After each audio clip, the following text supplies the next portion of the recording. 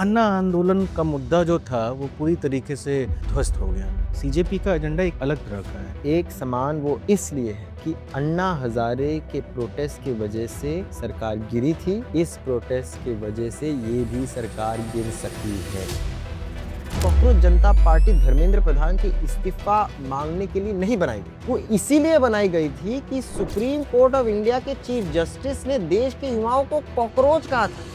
ये मानसिकता है आज सत्ताधारियों में कि वो देश के युवाओं को कॉकरोच कह रहे हैं, आंदोलन जीवी कह रहे हैं, अर्बन नक्सल कह रहे हैं, एंटी नेशनल कह रहे हैं। इतनी नीच सोच है उनकी कि उन्हें समझ नहीं आ रहा कि जब कोई अपनी आवाज उठा रहा है वो अपने हक मांगने के लिए उठा रहा है, ना कि अर्बन नक्सल बनने के लिए। उनसे बड़े देशभक्त हम हैं। उनसे देशभक्ति पेट्रियोटिज्म की सर्टिफिकेट जरूरी नहीं है, कॉकरोच होने की सर्टिफिकेट जरूरी है, वो हम ले लेंगे।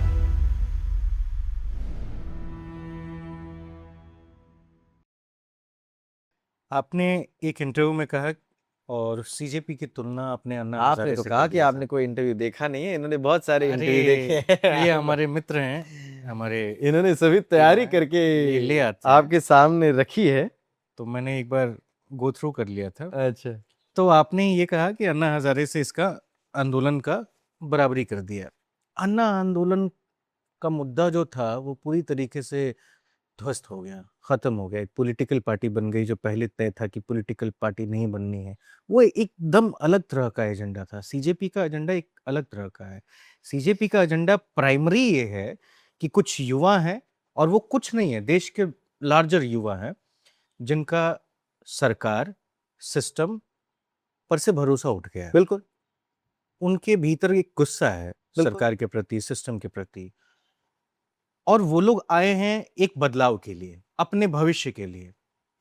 वो करप्शन से रिलेटेड एक मूवमेंट था जो बाद में पॉलिटिकल मूवमेंट बन गया, फिर पॉलिटिकल पार्टी बनी, फिर उसी पॉलिटिकल पार्टी पे 36 चलनी में छेद आ चलनी गए। में छेद आ गए। अब आप मुझे बताइए कि क्यों आपने इन दोनों को एक नहीं, देखिए, मैंने रास्ते पर कहा खड़ा कि कराया? एक समान वो इसलिए है हाँ। कि अन्ना हजारे के प्रोटेस्ट की वजह से सरकार गिरी थी। हम्म। इस प्रोटेस्ट की वजह से ये भी सरकार गिर सकती है। लगता है आपको? मैं कह रहा हूँ गिर सकती है। लगता है मुझे। चुनाव तो 3 साल में है, मैं अरे क्या जो कम भविष्यवाणी थे वो लिखने तो वाला नहीं। खींच लिए गए मैं किसी और ज्योतिष नहीं पार्टियों हूँ से। सर। राजनीति में एक चीज सीख लिए है, महाराष्ट्र के विधानसभा चुनाव के बाद हम सीख लिए हैं कि ज्योतिषी हमें नहीं करनी चाहिए और है ना? हमारे बस की बात नहीं है। उस दिन हमने जो भुगता है ना, भाई साहब, हम हरियाणा के बाद से समझ गए चलो थे बस। कि अब देखिए, नहीं, आप अभी बहुत आप सीखने की देखिए, आवश्यकता अभी है, बहुत देखिए, जानने अभी की 12 आवश्यकता घंटे 13 घंटे आप टीवी चैनलों पे नहीं थे उस दिन। है। हमने बहुत भुगता है, उसके बाद हमने ज्योतिषी छोड़ दिए। जो होगा सो होगा, चुनाव के नतीजों के दिन पता चलेगा ये सरकार गिरेगी नहीं गिरेगी। मैं कह रहा हूं कि संभव है कि जो जनता में रोष है, उस रोष के लिए एक आउटलेट मिल गया है, उस रोष को एक आवाज मिल गई है। वो रोष बढ़ना चाहिए। वो रोष सत्ताधारियों के खिलाफ है, जैसे ही हम्म। अन्ना हजारे मूवमेंट के वक्त वो रोष सत्ताधारियों के खिलाफ था। अगर वो अन्ना हजारे के मूवमेंट में रोष जायज था नाजायज था, वो अलग बात है। हम्म। इस बार मैं समझता हूँ वो रोष जायज है। हम्म। और आपको समझना है कि कॉकरोच जनता पार्टी धर्मेंद्र प्रधान की इस्तीफा मांगने के लिए नहीं बनाई गई, हम्म। वो इसीलिए बनाई गई थी कि सुप्रीम कोर्ट ऑफ इंडिया के चीफ जस्टिस ने देश के युवाओं को कॉकरोच कहा था। ये मानसिकता है आज सत्ताधारियों में कि वो देश के युवाओं को कॉकरोच कह रहे हैं, आंदोलन जीवी कह रहे हैं, अर्बन नक्सल कह रहे हैं, एंटी नेशनल कह रहे हैं। इतनी नीच सोच है उनकी कि उन्हें समझ नहीं आ रहा कि जब कोई अपनी आवाज उठा रहा है वो अपने हक मांगने के लिए उठा रहा है, ना कि अर्बन नक्सल बनने के लिए। उनसे बड़े देशभक्त हम हैं। उनसे देशभक्ति पेट्रियोटिज्म की सर्टिफिकेट जरूरी नहीं है, कॉकरोच होने की सर्टिफिकेट जरूरी है, वो हम ले लेंगे। भाई मुझे एक और बात बताओ आप कि अगर मान लो इस्तीफा नहीं हुआ, सोनम वांगचुक जी का, उनको क्या 20 मरने के तारीख लिए के छोड़ दिया बाद जाएगा? 20 तारीख के बाद मेरा मानना है कि सोनम वांगचुक जी को अपना हंगर स्ट्राइक कॉल ऑफ करना चाहिए। मेरा मानना है, सोनम वांगचुक जी से मेरा एक बहुत बड़ा अपील है हम्म। कि सोनम जी, आप ये हंगर स्ट्राइक बंद कर दीजिएगा। ये सत्ताधारी सुनना भूल गए हैं। इनके पास ना करुणा है, ना दया, ना ही इनके पास कोई पॉलिटिकल इंटेलिजेंस है। इनको पता नहीं है कि आपकी तबीयत और खराब हो गई तो देश में क्या होगा। लोग सड़कों पर उतर कर इस सरकार के खिलाफ आवाज उठाएंगे। ये सरकार जो आज कर रही है एक बहुत खतरनाक खेल खेल रही है। उस खेल में सोनम जी आप मत फंसिएगा, आप हंगर स्ट्राइक कॉल ऑफ कर लीजिए।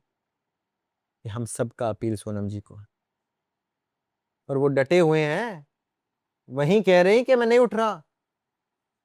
वो कह रहे हैं मैंने 40 दिन खींचा है आंदोलन, मैं आज भी खींचूंगा। पर जीडी अग्रवाल जी है, वो भी कहते थे कि मैं आंदोलन खींच सकता हूं। मरने दिया उन्हें इस सरकार ने। मैं कल रात में पढ़ रहा था भाई, मुझे पता चला, जिसकी जानकारी मुझे नहीं थी, कि 1982 से 84 के बीच सोनम वांगचुक के पिता ने लद्दाख में भूख हड़ताल किया था। बिल्कुल। और इंदिरा गांधी जी खुद गई थी वहां पे। और इंदिरा गांधी जी खुद गई थी, वो वहाँ के लोगों को एसटी में बिल्कुल। स्थानांतरित करने की वकालत करते थे। हालांकि उस दौरान वो हुआ नहीं, करीब 5-6 साल बाद जाके वो चीज़ हुआ, वो भी कुछ वर्गों को हुआ। लेकिन इंदिरा जी ने उनका उपवास तोड़वाया था। लद्दाख से दिल्ली बहुत दूर है, समझ रहे हैं ना? नहीं, मैं तो आपको पहले से यही कहता आ रहा हूं, जंतर मंतर 300 मीटर दूर है। दिक्कत इन्हें जंतर मंतर पहुंचने में हो रही है, लद्दाख कहां पहुंचेंगे। अगला प्रोटेस्ट जिनीवा में करना चाहिए। शायद पहुंचे। विदेश की धरती पे है तो। आप समझ गए। यार हमने कुछ नहीं कहा, आपने